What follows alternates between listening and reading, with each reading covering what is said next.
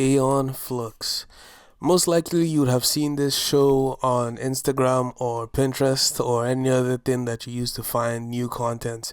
But it's normally shown as the weird 90s anime. Oh, it looks like animatrix thing because nobody really knows how to describe it. And most people that see it have just seen clips and they've never really watched it or they don't even know what the name of it is. Aeon Flux was an animated TV show which released in the early 90s on MTV's Liquid Television and was directed by Peter Chung. Known for its unique animation style, I personally found this show on an Instagram account that archived old TV shows. Personally, I've been a fan of this show for a while. I've had it as one of my favorite shows in general, including live action shows, since I first watched it. It's not very long, coming with 3 seasons, 2 of the early seasons being more of clip shows than a full-on serialized show. But I just wanted to talk about how much I really enjoy this show and why it became one of my favorite shows of all time. I'm going to split this video into 3 parts, each part being 1 season of the show. That way it'll be more easy to digest because the plot elements and the structure of Aeon Flux itself isn't so easy to break down. The first season of Aeon Flux is the shortest, coming in at 12 minutes. It's a short film showing Aeon Flux going through this war field and mowing down enemies. And you see her in her iconic getup. Now, I've seen a lot of discussion about why she is dressed this way, but I'm here to clear all that up because the creator himself has said it was because it was easier to draw and it was easier to animate. And it would have been annoying to do the movements she does on a regular while she has clothes on because of the folds and all that. I get what he's talking about because when you look at characters like Daredevil and Spider-Man that do a lot of acrobatics and always have their bodies in weird movements and postures, you don't really see them having a lot of clothes on, and if they do have any clothes on, it's mostly skin tight. That's the basics of why he has this character designed this way. Now, I also saw a funny rumor. I don't know if it's a rumor, if it's true, or if the creator said this somewhere else, but it was also said that he had her dressed this way because back then it was to retain viewership, and when people saw just a regular lady on screen fully clothed, they would probably just change the channel. But if they saw somebody dressed the way Aeon was, they were more likely to stay and finish the shorts. I just thought this was really funny, and I don't know if this is true. It doesn't sound true, but anyway. We see Aeon mowing down all these faceless enemies and we don't know why they're fighting. There is no speech in the first 2 seasons of the show. Everything story related would be given in context of that short.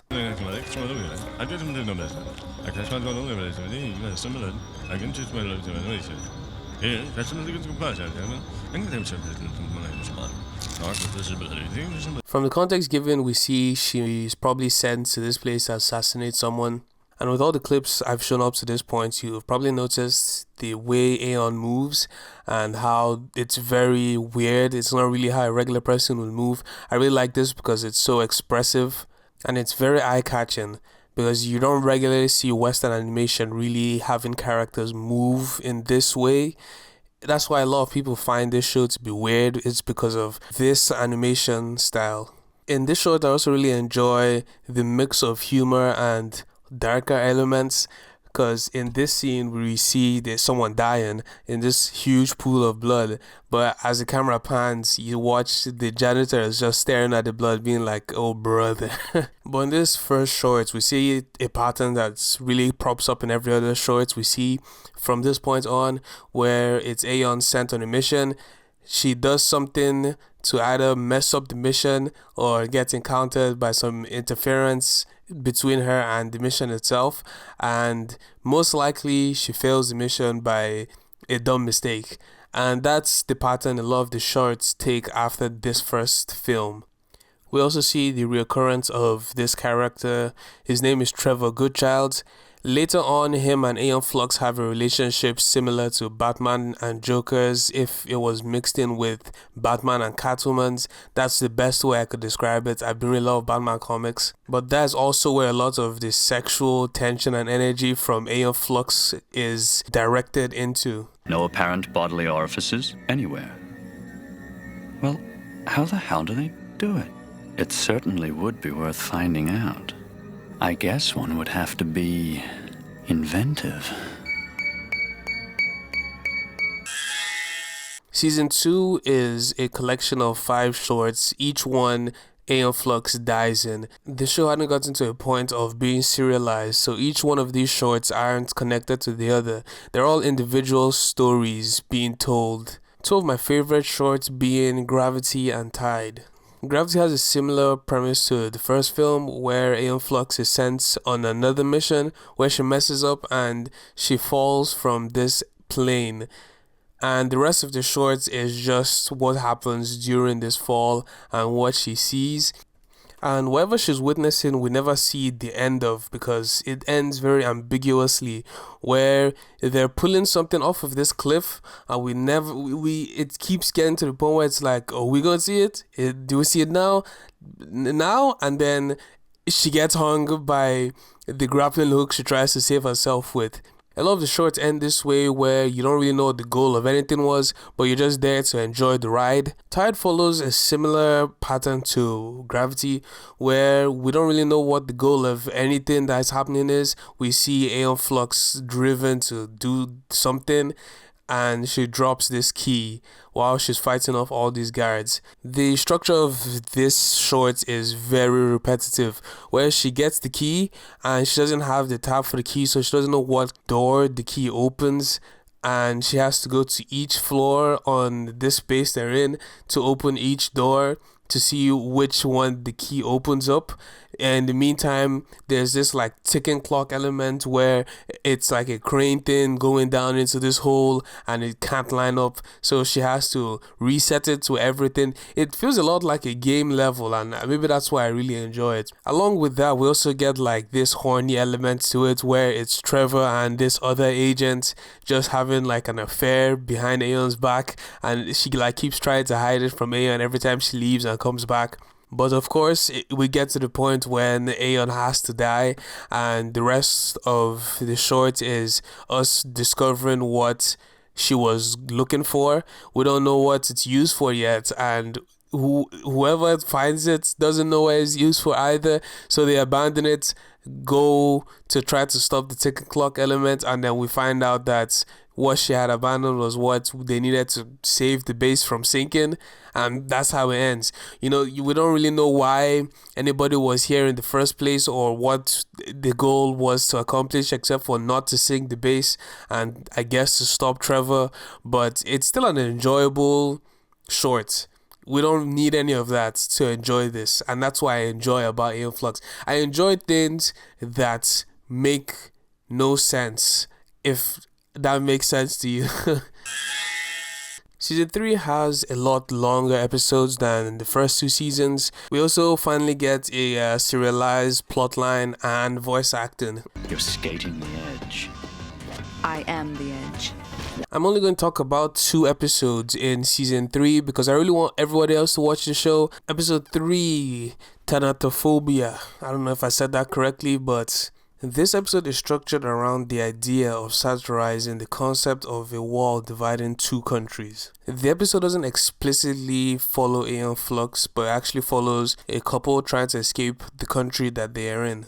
They plan on escaping that country by using an opening in the wall, and this opening is guarded by turrets. But these turrets have a weakness that isn't really shown when you look at these turrets.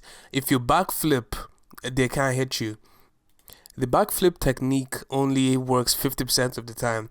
So when the couple uses this technique, only one of them gets through and the other one gets shot in the back. The lady's boyfriend immediately ditching her as soon as she gets hit. Now she gets paralyzed from the head to the back, but because they live in a sci-fi world, the injury is easily repairable. But she has to work off the payments for this back surgery replacement thing. Later on, she sees her boyfriend on the other side of the wall, and he's really a douchebag because when they talk, it doesn't really sound like he cares that she's trapped on that side. But during the conversation, we see more of that body contortion I was talking about, and like the way the bodies are animated in this show that are really interesting.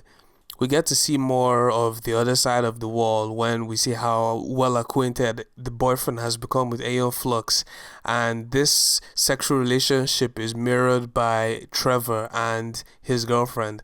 But throughout the episode, we see tensions rising as she becomes more and more desperate to get to the other side of the wall. All of this coming down to this last moment when she decides to backflip one last time through the opening. But she wasn't aware that the security systems have actually been changed and upgraded, and this causes her legs to be amputated, bringing the story to a sad ending.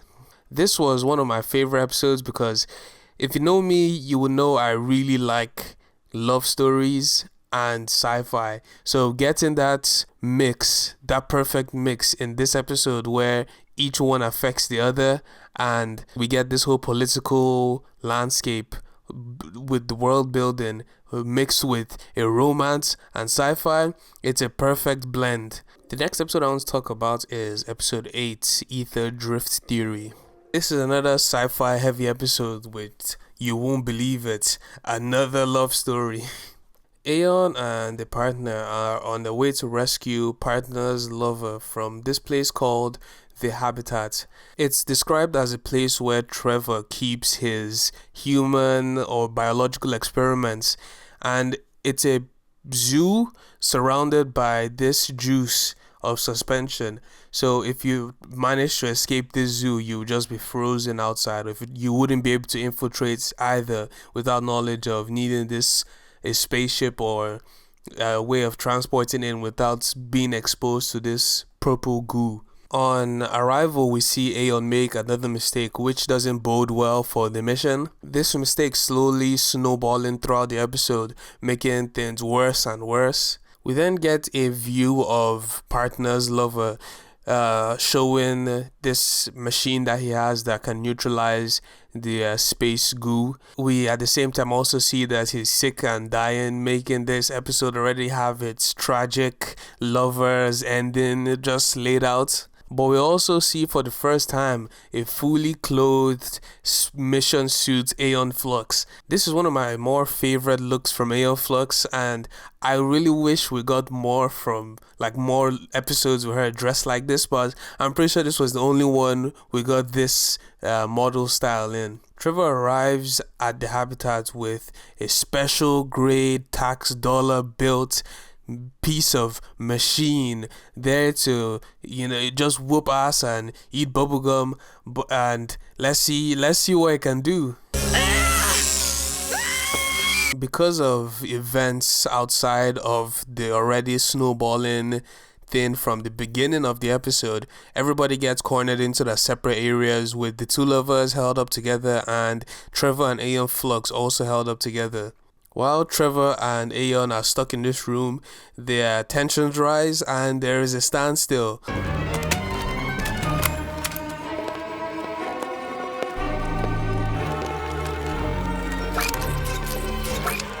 I don't think I have the slightest idea how this thing works.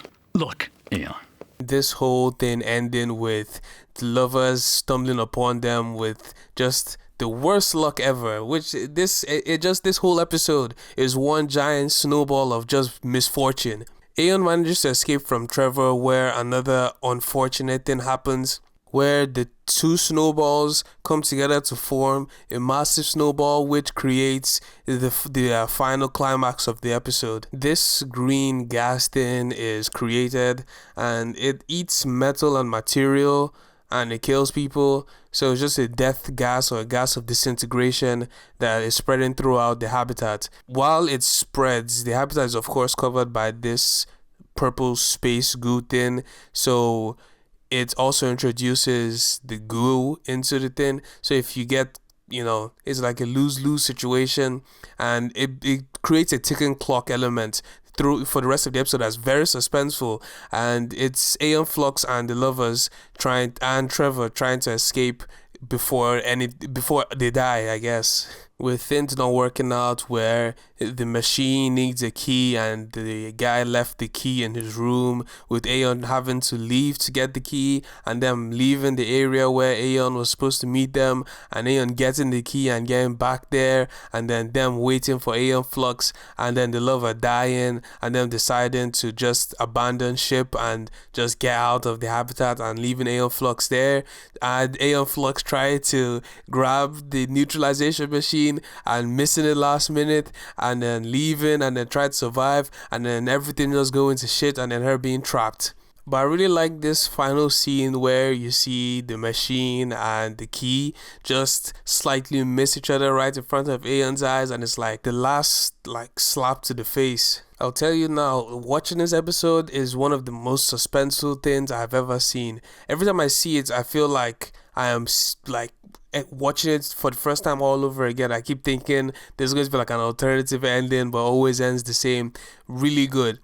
But anyway, that's Aeon Flux. I would really recommend you to watch other episodes. Some other episodes are so, I would have talked about them, but it would have taken so long that this would probably ended up being an hour-long video instead of like a 20-minute one, I think. But yeah, I would really recommend anybody to watch this show. This is one of my favorite shows of all time, and that was Aeon Flux.